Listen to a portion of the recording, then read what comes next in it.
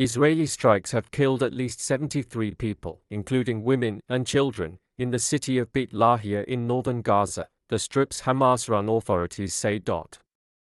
Dozens of others are injured and many are still trapped under the rubble after the bombing late on Saturday night, officials added. Israel said it was checking reports of casualties but said the figures published by Hamas authorities were exaggerated and did not match information held by its military. Fighting also continues to be reported in southern Lebanon as well as the south of Beirut on Sunday morning, where smoke was seen rising above the city.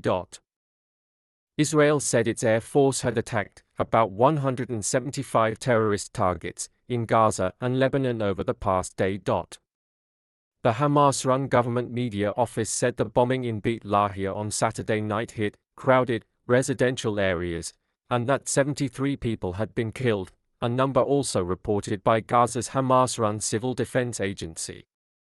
The BBC cannot independently verify the figures. According to Palestinian news agency Wafa, an entire residential complex was destroyed in the strikes. Rescue efforts in Beit Lahia are currently hampered due to communications and internet services being severed in the region, Gaza health officials added. The latest strikes come just hours after reports of heavy gunfire from Israeli troops at the Indonesian hospital in the city. The Israel Defense Forces, IDF, told the BBC it had struck a Hamas terror target and was doing everything possible to avoid causing harm to civilians. It said the casualties given by the Hamas office were exaggerated, and said such sources had proven to be sorely unreliable in previous incidents. Israel began a renewed military offensive in northern Gaza in early October, saying it is trying to prevent Hamas from regrouping in the area. In particular, Israeli forces have surrounded and bombarded the densely populated Jabalia area, which includes an urban refugee camp, with at least 33 people reported killed in a strike late on Friday. Humanitarian groups have warned that virtually no aid has entered the area in the past few weeks.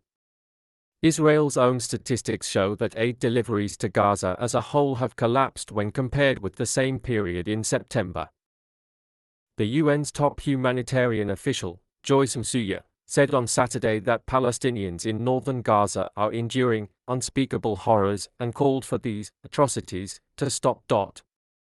Israel has repeatedly denied it is preventing humanitarian aid from entering Gaza, but the US has told it to boost access or risk having some American military assistance cut off. Meanwhile, Israel carried out at least a dozen airstrikes on Beirut on Saturday, in the heaviest attack the Lebanese capital has witnessed in more than a week. Damage and casualties were still being assessed, but at least one multi-story building in the city's southern suburbs had been completely destroyed.